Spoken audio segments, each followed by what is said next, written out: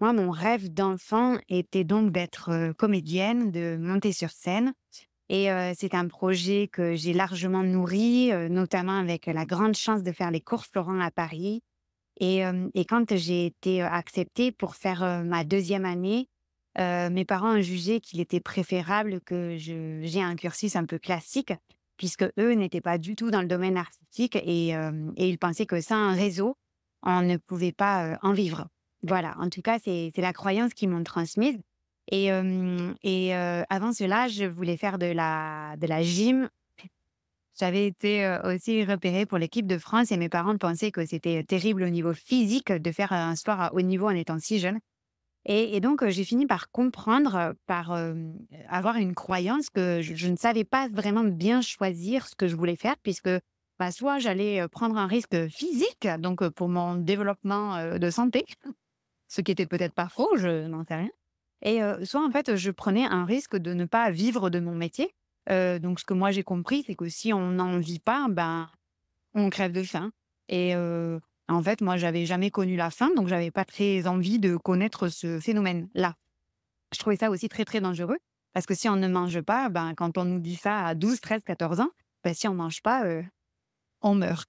Voilà, donc j'avais vraiment cette association d'idées entre, l'art, que ce soit, par, l'expression corporelle ou, par l'art qui était, le théâtre dans le deuxième cas, était finalement, un certain danger pour ma survie et donc ça, c'est un contexte qui me semble important par rapport à tout ce que je vais, développer après, et en plus parce qu'on a, une société, on vit dans une société, notamment en Europe, où l'art est souvent sous perfusion, à coup de subventions, à coup, d'aides et où on n'a pas toujours des artistes qui, représentent en fait la réussite financière et quand on a des artistes qui représentent la réussite financière, il y a énormément de choses qui vont avec, des vies difficiles, avec, beaucoup de séparation, avec des vies, sous les médias, voilà, des complexités au niveau de l'environnement, heu,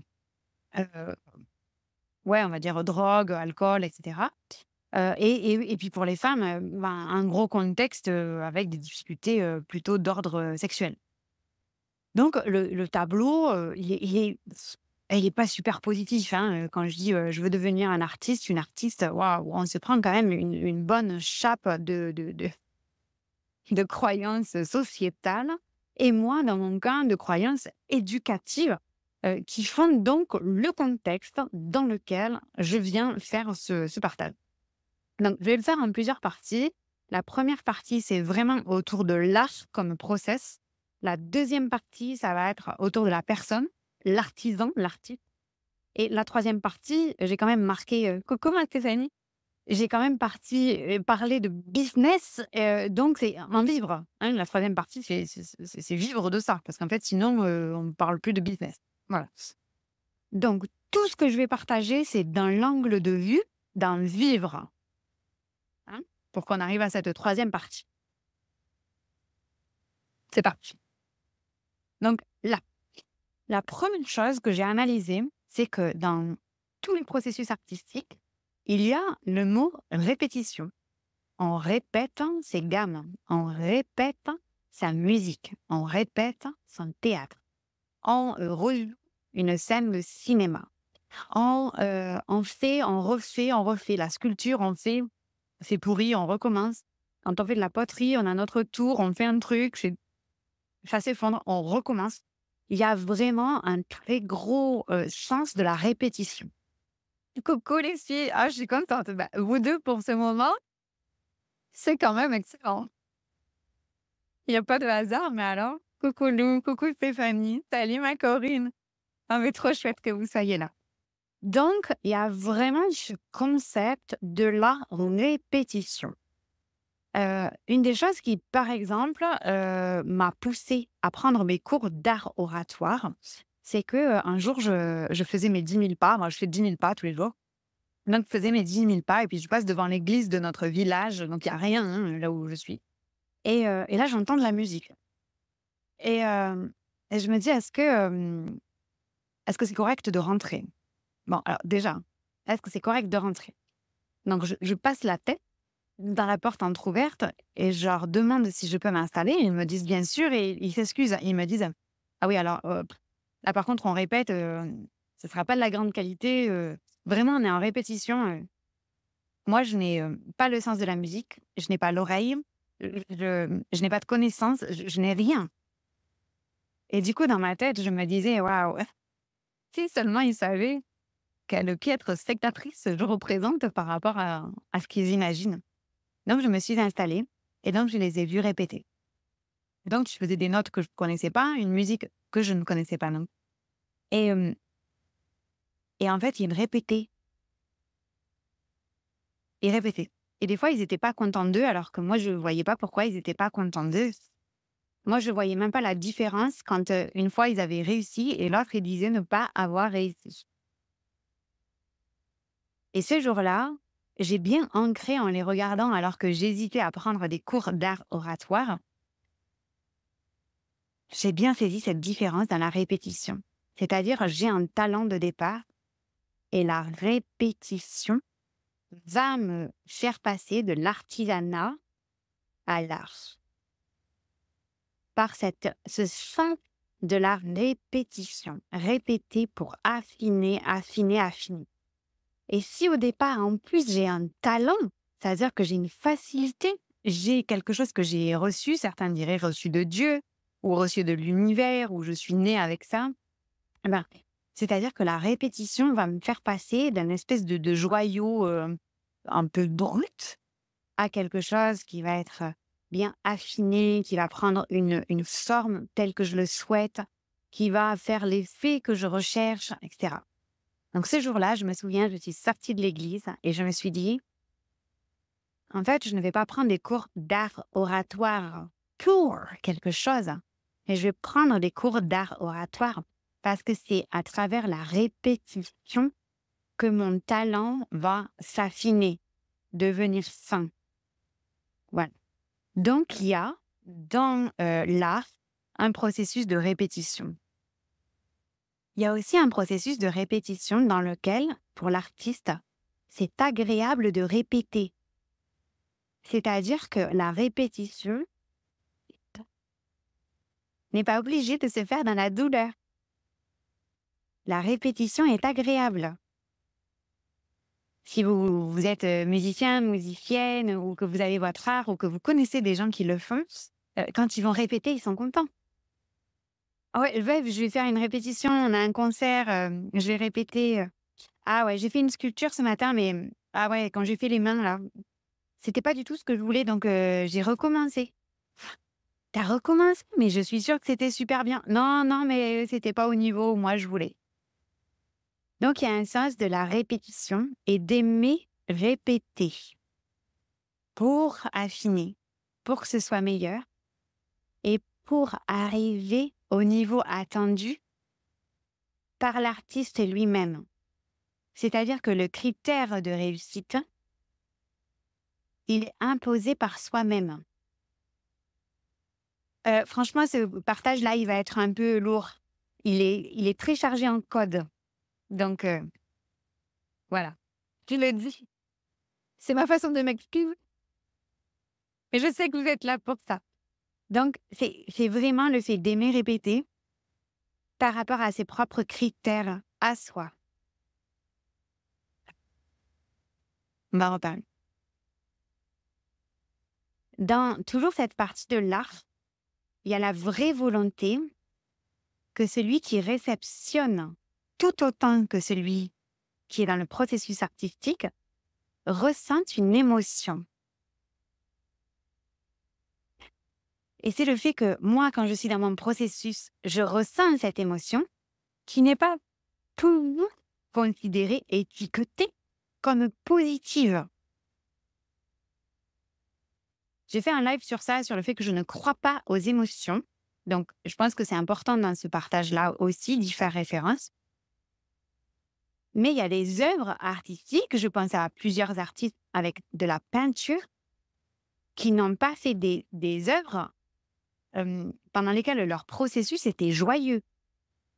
C'était pas forcément «Youpla boum, je vais montrer ça sur ma toile». Youpla, boum, ta, ta, ta, j'adore, j'adore. Ting, tung. Non, il y a des œuvres d'art qui ont été faites dans la douleur. Si on prend un exemple, voilà, les premières œuvres de Frida Kahlo, bon, bah, je veux dire, elle est alitée et elle ne peut pas bouger. Elle a une tige qui vient de lui transpercer le corps. Elle se regarde avec un miroir qui est fixé au-dessus de son lit. On n'est pas dans un truc youpla boum, joyeux, joyeux. On est vraiment dans un processus émotionnel, dans une transformation émotionnelle, qui a pas toujours de joie ou un côté positif. Et aussi, donc ça c'est pour l'artiste. Mais il y a aussi la vraie volonté, quand je fais une œuvre, que celui qui la réceptionne ressente une émotion. Donc c'est vraiment, vraiment un processus émotionnel et un cadeau émotionnel. Merci Sophie. Tu es là, mais je ne t'avais pas. Il y a des gens cachés dans ce jardin des murmures qui se baladent. Et c'est exactement ce que tu dis, ça peut être une forme de psychanalyse, de thérapie. Je me souviens il y a quelques années quand j'ai appris ce mot de l'art-thérapie. J'ai trouvé ça très bizarre, hein, parce que l'art est forcément une thérapie. C'est comme l'eau mouillée, quoi. OK? Donc, c'est comme la médecine. La médecine est toujours un art. Voilà. Bref, je referai quelque chose sur. Donc, vraiment, vraiment, il y a cette volonté de donner à quelqu'un une émotion sans vouloir s'accaparer, sans vouloir obliger l'autre à vivre une certaine émotion. Dire que si on ne connaît pas l'histoire de Frida Kahlo et qu'on regarde ses pastèques, hein, je ne sais pas si vous voyez comment il est là, ce chef-d'œuvre, ça transforme pas ton état d'être, hein. Donc, je ne m'accapare pas, je n'oblige pas l'autre à ressentir la même émotion quand il voit l'œuvre. Donc, il y a comme une transfiguration. On y viendra dans le business, mais vous me voyez arriver là, avec mes gros sabots. Que dans le business, nous, on se dit, waouh, j'aimerais que mon client, il ressente tel truc, que quand il voit ça, il se dise que... Dans le business artistique, on n'a plus d'attachement à ce que l'autre va ressentir. Parce que ça ne nous appartient plus. Et je vais en parler de ça.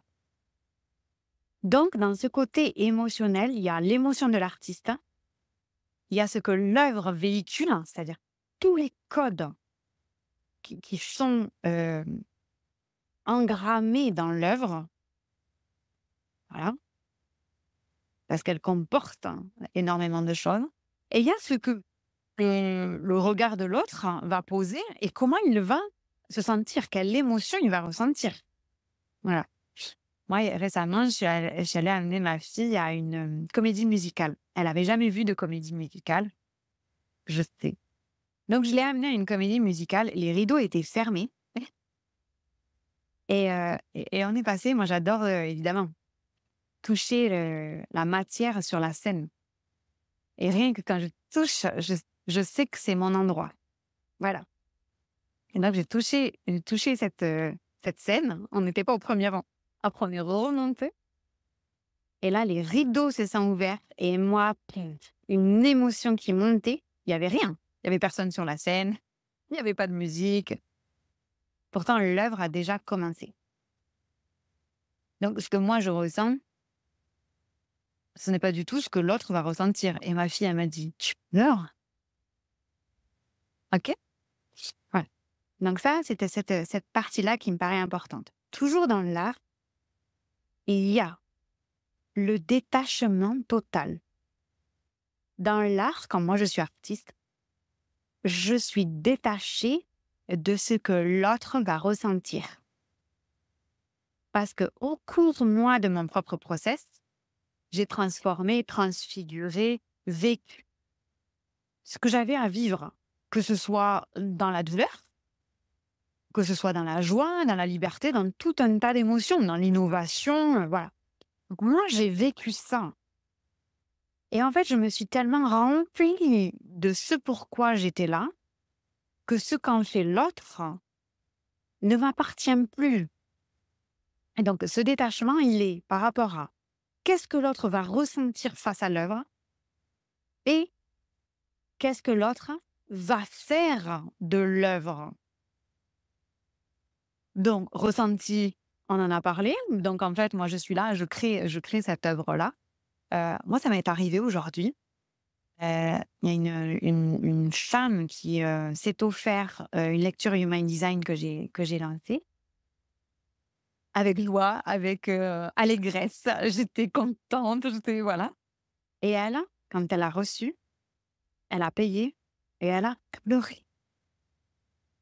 C'était pas de la douleur, c'était plus de l'acceptation de soi. J'ai pas fait le travail encore, hein. C'est comme l'histoire de quand le rideau s'ouvre, hein. L'œuvre n'avait pas commencé, ben si, en fait, elle était déjà là. En fait, c'est la partie émotionnelle. Je le crée d'une façon et je ne suis pas attachée à ce que l'autre, il le ressente, il le vive de la même façon. Souvent, on entend ce truc dans le business non artistique, hein. Si tu le crées de cette façon, c'est ce que les gens vont ressentir.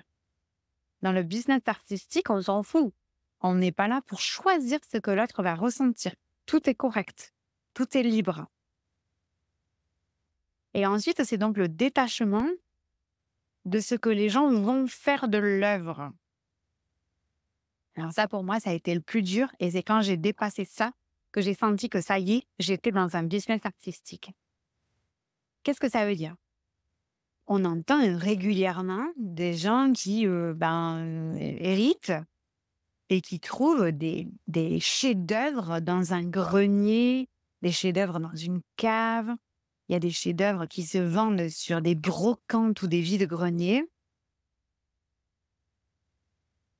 Et ces œuvres-là, après, on découvre qu'elles valent des centaines de milliers d'euros, des millions d'euros.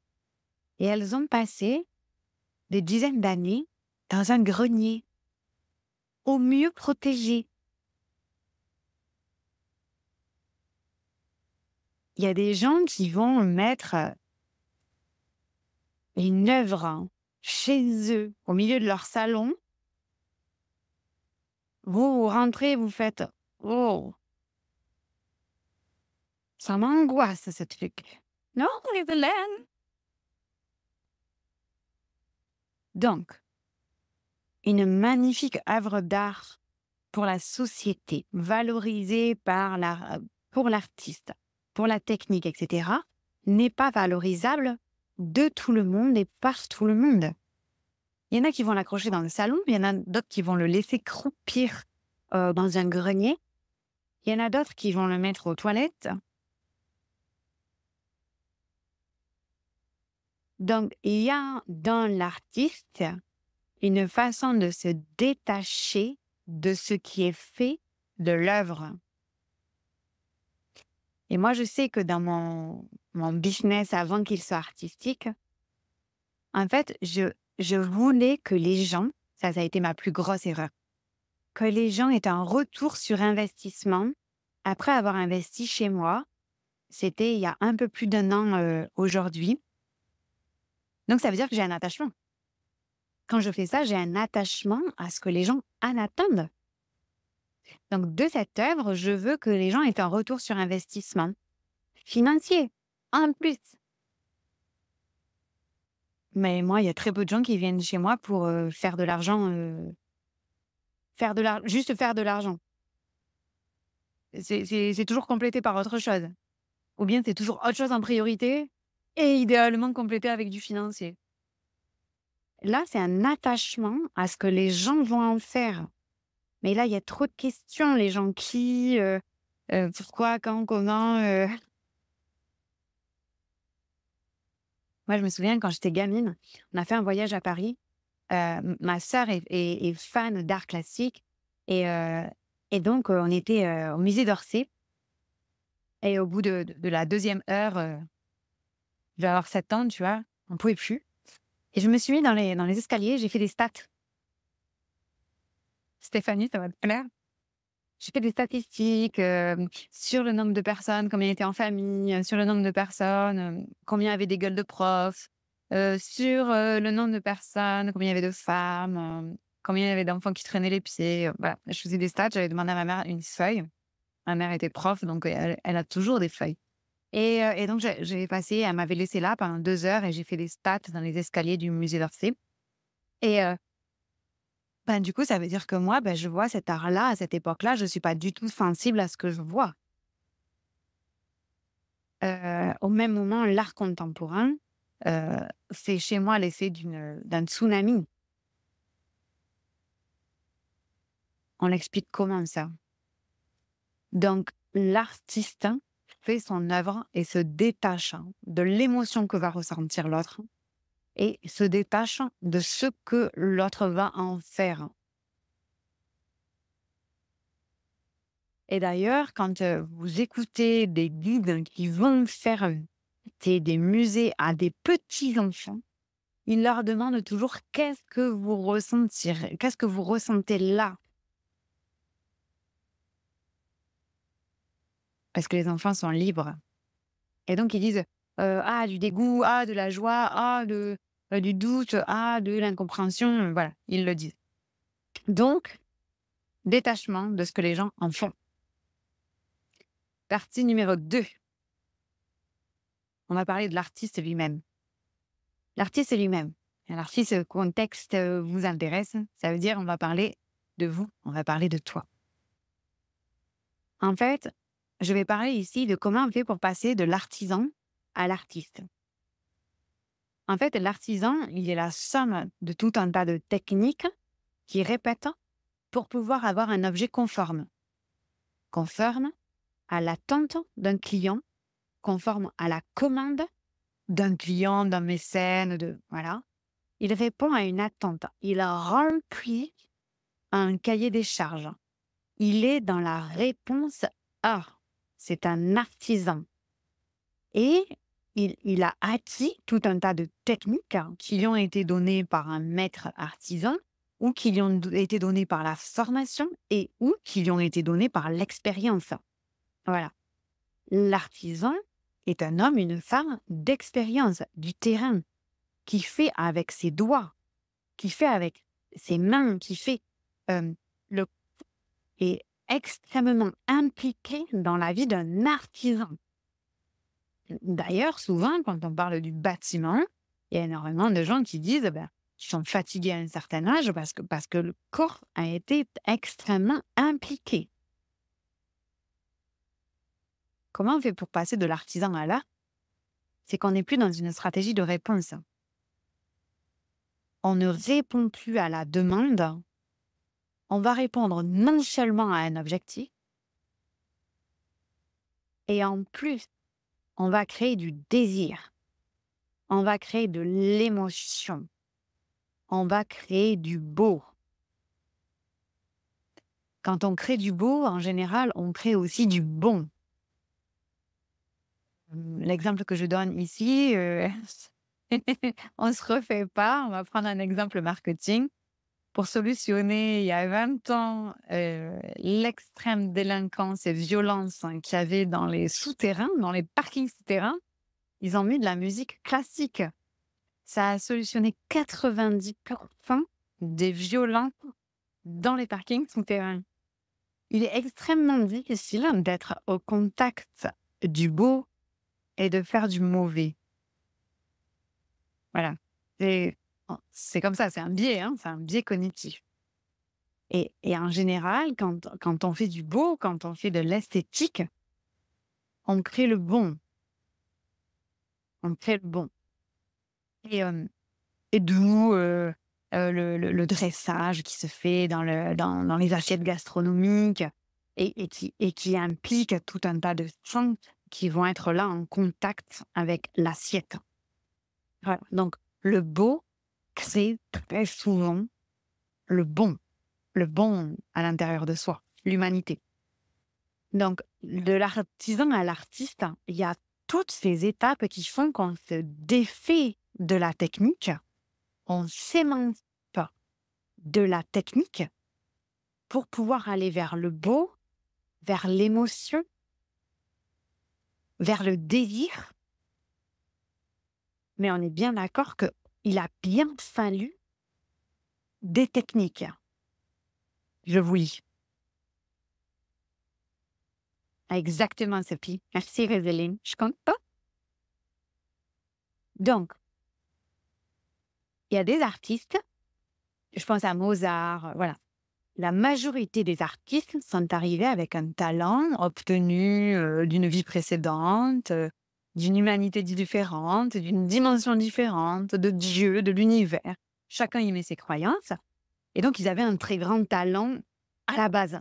Ah ben, c'est sûr que si moi, je devais écrire une symphonie cet après-midi, j'aurais un petit problème. Gros problème. Donc, chacun est né avec un talent inné, un talent avec lequel il est arrivé dans cette vie-là. Mais ce talent ne s'est pas passé de la répétition, voilà, de la technique et parfois de maître.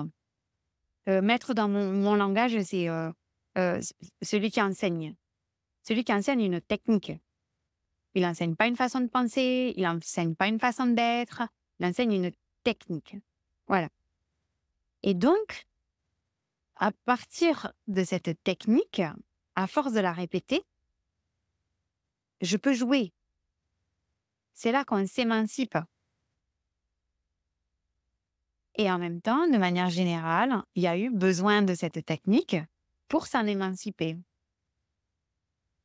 Il n'y a pas de « j'ai appris, j'ai désappris, je suis revenu à moi ». Non. En fait, il y a une temporalité identique dans l'artiste, chez l'artiste. Je ne te parle pas de l'entrepreneur artiste, hein, on va y venir. Il y a une temporalité qui se joue en parallèle entre je reste moi et pour pouvoir mettre plus de moi, je fais appel à des techniques. Pour arriver là où je veux arriver, il me faut de la technique. Parce que je veux le faire plus vite, sans me blesser, sans me faire mal aux mains, plus rapidement, mieux, de manière plus détaillée, plus précise, plus efficiente. Peu importe l'objectif, mais je sens que j'ai atteint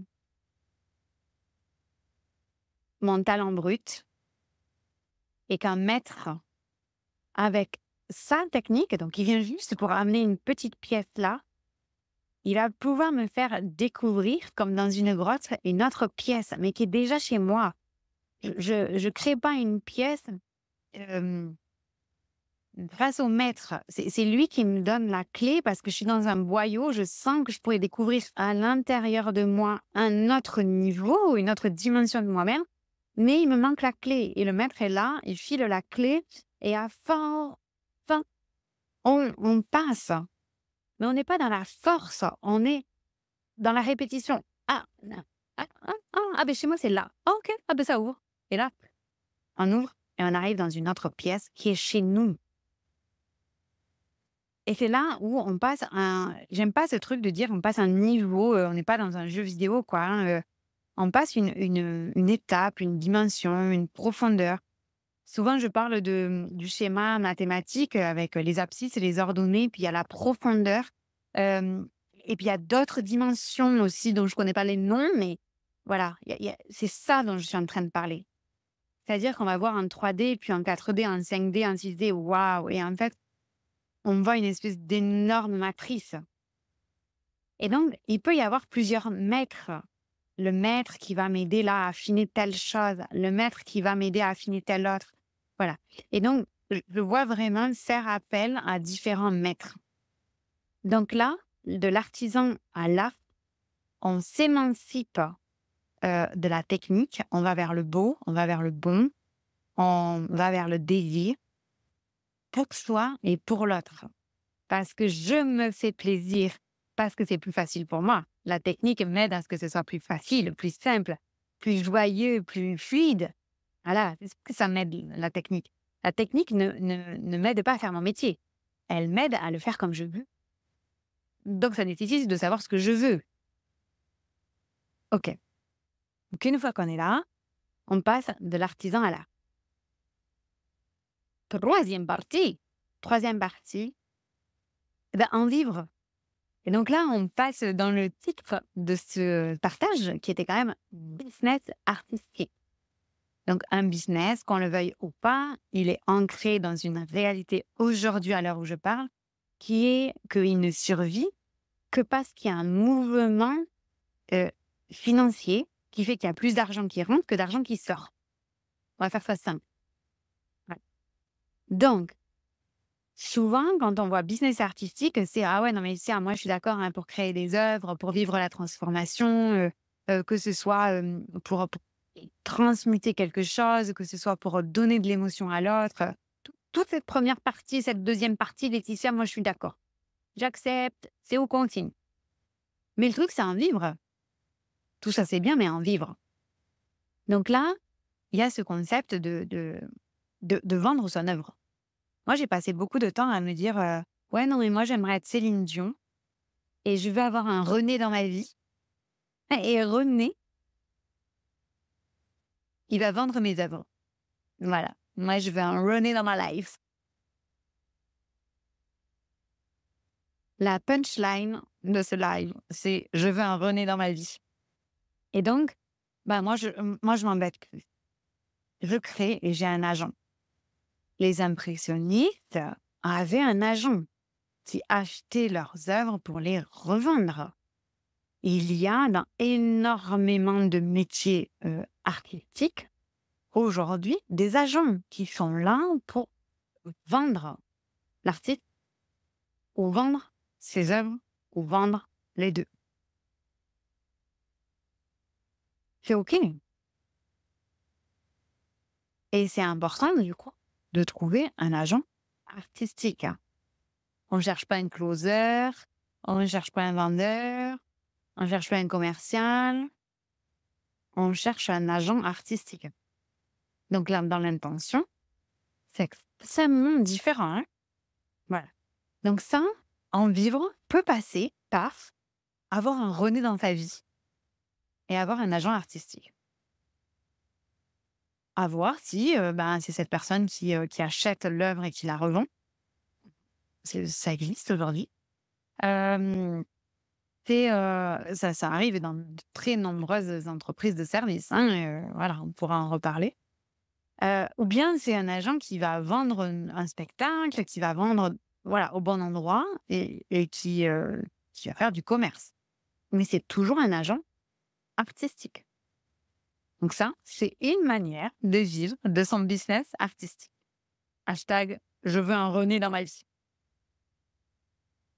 D'ailleurs, sur ce sujet, je sais que ça fait vraiment bizarre d'en parler là, mais si vous n'avez pas vu le reportage I Am de Céline Dion, il est, en le regardant avec le focus qu'on est en train de partager aujourd'hui, il est extrêmement intéressant sur faire la différence entre qui on est, qui est l'artiste. L'artiste, c'est celui qui porte ce nom, etc., etc. Vous irez le regarder si ça vous intéresse.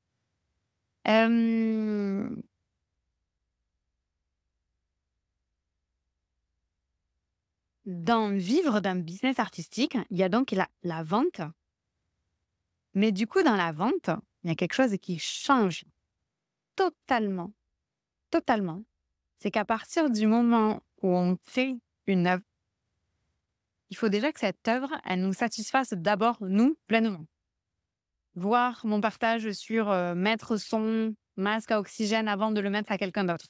C'est un autre partage que j'ai fait et qui est lié à ce sujet. Donc ça veut dire, je crée une œuvre qui est le summum de mon art aujourd'hui. C'est-à-dire, je crée pas un truc en me disant ouais, je crée ça, ouais, ça ira bien, ouais, ça répond à ce dont le marché a besoin, ouais, c'est cool.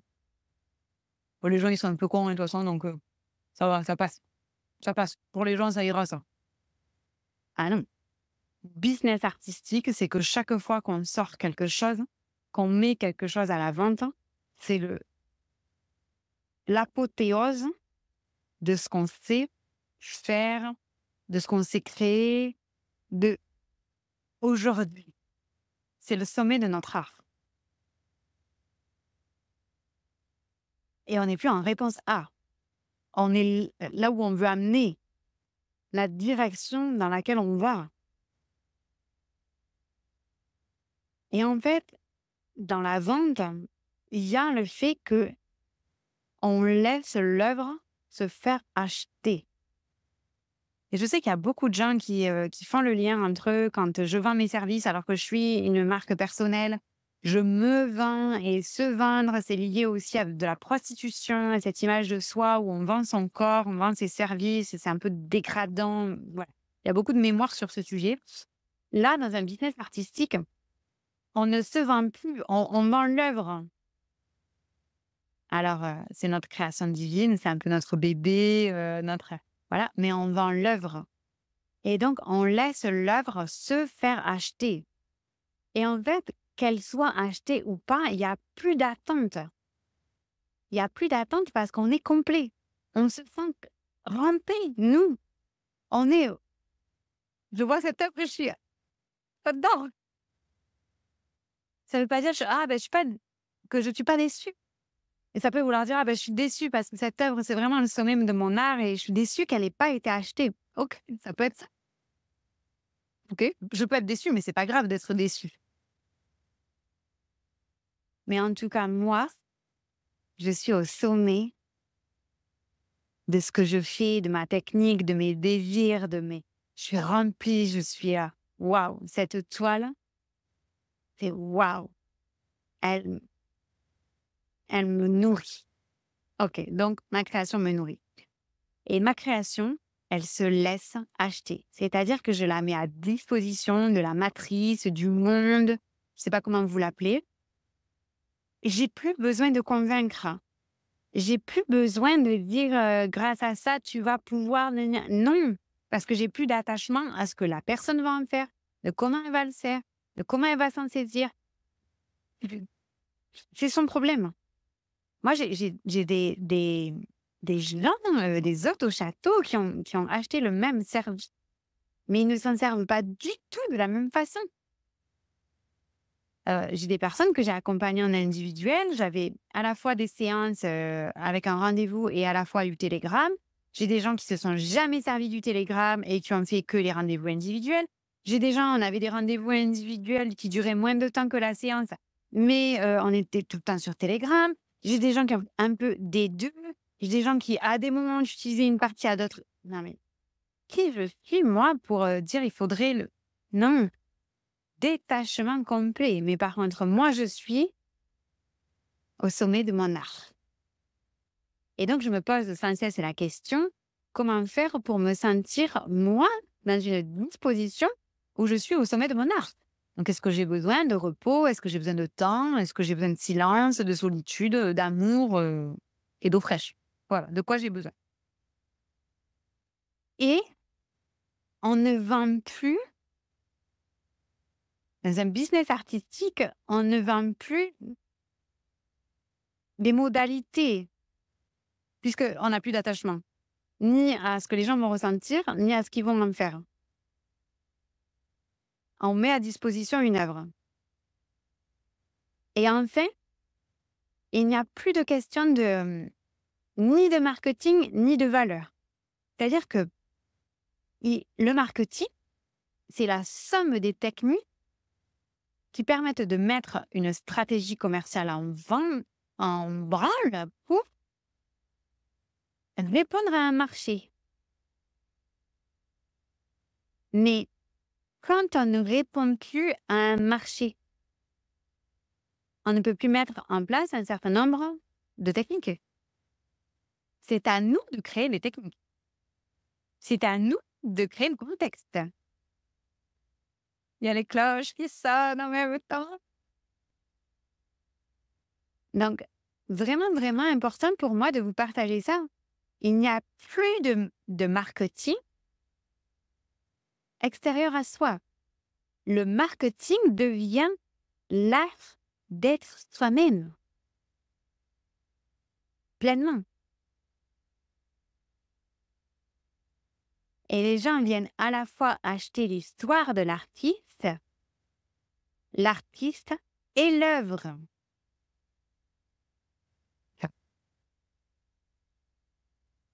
Et on n'a plus de lien avec les tarifs parce que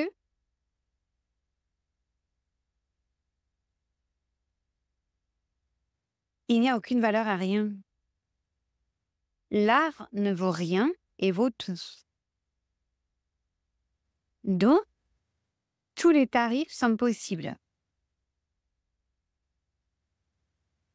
Dernière toile de Monet qui s'est vendue à 37 millions en 8 minutes aux enchères il y a quelques mois à Paris. Ça vaut 37 millions. Ça coûte 37 millions. C'est valorisé à 37 millions. Donc là, tu te retrouves dans un vide total sur le tarif. Alors moi, j'adore le vide. Je suis hyper à l'aise dans le vide. J'adore ça. Ça laisse une liberté totale. Si tu veux, ça peut coûter 2 et 2 millions. Parce qu'il n'y a plus de référentiel commun. Plus aucun. Dans un business artistique, le prix ne dit pas du tout la valeur. Et la valeur n'a pas de lien avec le prix. Bon, bah du coup, vu que tu réponds à rien et que tu crées quelque chose à partir de rien, tu es dans le vide total sur le tarif. Donc, ton tarif, il est bien, il est mauvais, je sais pas. Il est.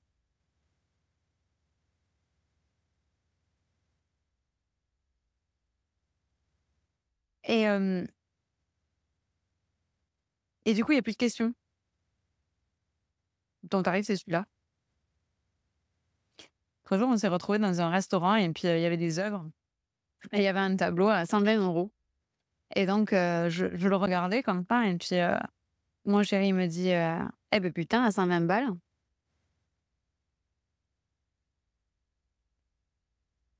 Et puis, je regarde ce tableau et je lui dis pourquoi t'aimes pas?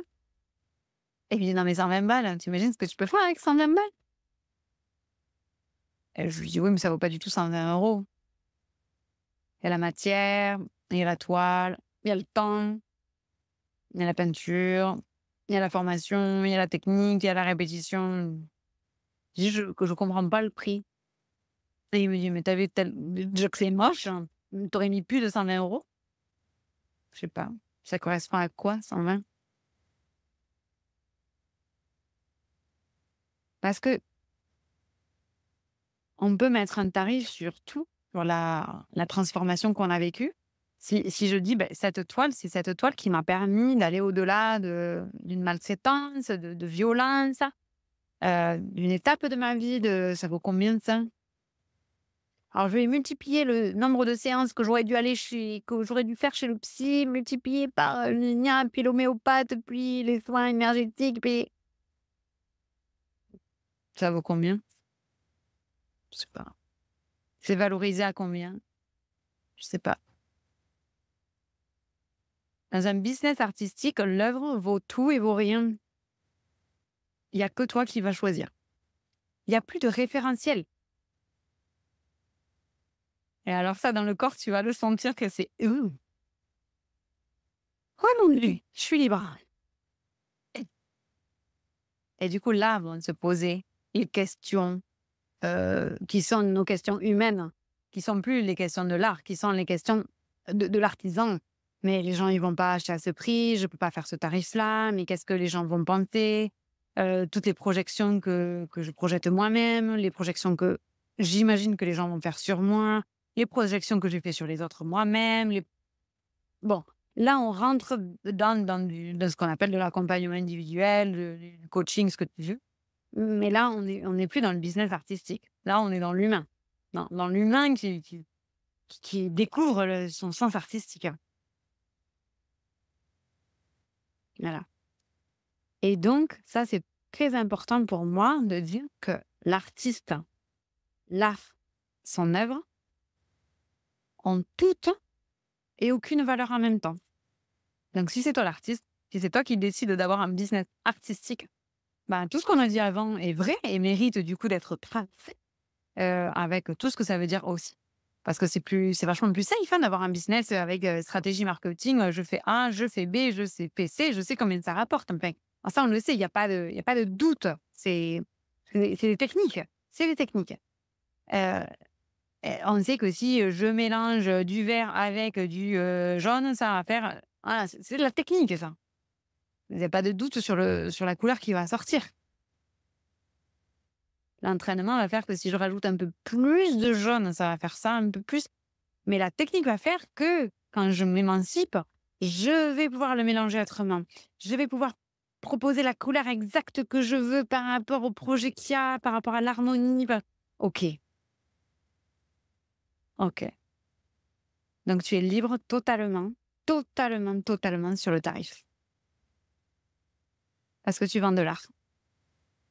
Tu vends plus d'accompagnement, tu vends plus de site internet, tu vends plus de la photo, tu vends plus de la danse, tu vends bah, si tu vends de l'art. Donc c'est à toi. C'est toi qui fixes ton prix, il est pas trop bas, il est pas trop haut. Moi je sais que l'année dernière, je proposais mon accompagnement individuel à 15 000 € les 3 mois. Cette année, cet été, ouais, 1 an plus tard, hein, plus tard. Donc moi j'ai acquis des compétences, des techniques, de l'expérience et cetera, tout ce qu'on a dit, hein. Cette année-là, en juillet, il était à 888 € pour le mois. Donc, allez, à 2 700 €. L'année dernière, il était à 15 000.